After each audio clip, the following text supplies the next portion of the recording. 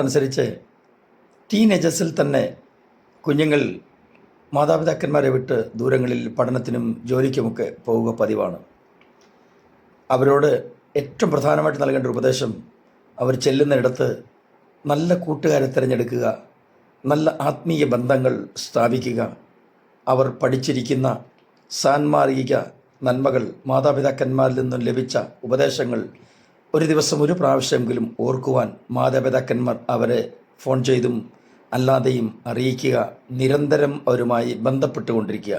അതാണ് ഇന്നത്തെ തലമുറയുടെ വിജയത്തിന് ഏറ്റവും ആവശ്യമായിരിക്കുന്നത്. അവർ പഠന മേഖലകളിലും പ്രവർത്തന മേഖലകളിലും എത്തിയാൽ സമയം കുറവാണെന്ന് അവർക്കും നമുക്കുമൊക്കെ അറിയാം.